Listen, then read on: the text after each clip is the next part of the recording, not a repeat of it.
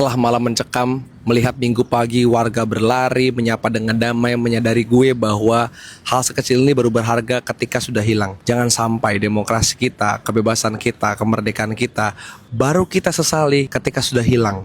Hilang direnggut oleh kekuasaan yang tidak bertanggung jawab.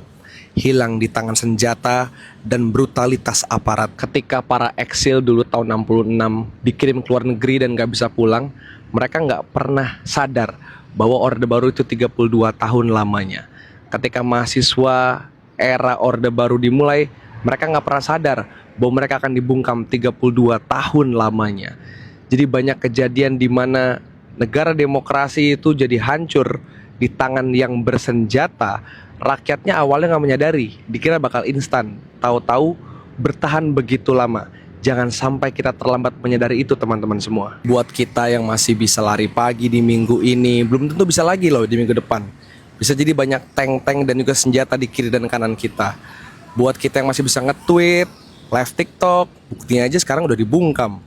Jadi banyak hal yang sekarang kita rasakan begitu terkesan sepele, tapi ternyata sangat-sangat berharga. Jangan sampai lagi-lagi kita baru merasakan itu berharga ketika sudah hilang di tangan senjata. Teman-teman ingat, musuh kita itu bukan fasilitas umum, bukan perbedaan suku, ras, dan agama. Musuh kita adalah kekuasaan yang berkhianat dan arogan kepada rakyatnya sendiri. Pembakaran seperti ini adalah yang diinginkan oleh kekuasaan.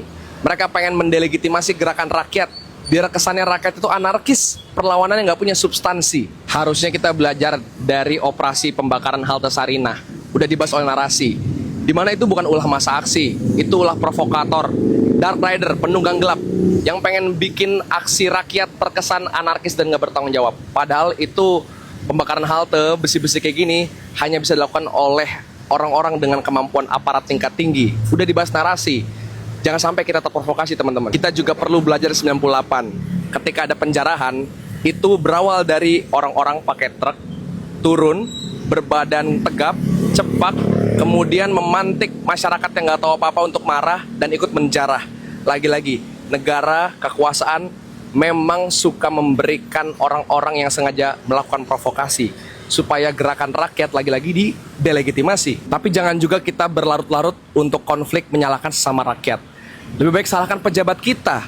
Kemana mereka saat rakyat protes? Mereka kabur ke luar negeri. Salahkan media nasional. Kemana mereka ketika rakyat protes? Mereka malah ngeliput pembakaran. Bukannya masa aksi dipukul polisi.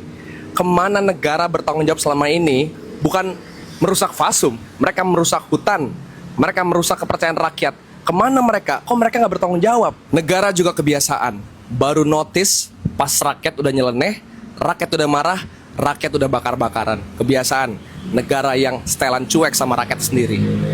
Wah, ini mah jatuhnya penjarahan. Jahat banget sih ini mah. Jarahan, Senin jarahan. Jarahin. Anjing dapat dispenser, TV itu. Mesin air anjing. Ya Tuhan. Hancur semua ini, hancur ay. Hancur dia.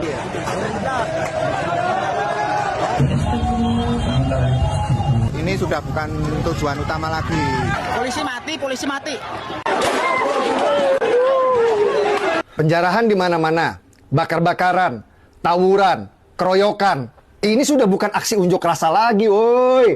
Ini sudah murni kriminal. Kalian protes kebrutalan polisi, tapi kalian sendiri lebih brutal dari polisi. Negara itu punya wewenang untuk berlakukan darurat militer dalam situasi chaos seperti ini. Kalau itu sampai diberlakukan, apa manfaatnya aksi kalian semua? Otak di mana otak? Mikir dong.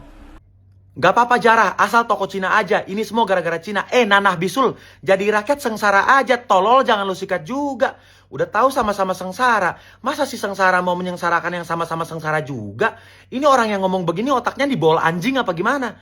Jangan mau kehasut. Ingat, tujuan utama kita bukan rakyat versus rakyat atau rakyat versus aparat. Tapi rakyat versus tikus-tikus yang dari kemarin di rumah doang terus terbang ke luar negeri buat ngadu domba kita sama aparat. Jangan mau ditunggangi sama kepentingan-kepentingan yang justru malah bikin mereka jadi menang.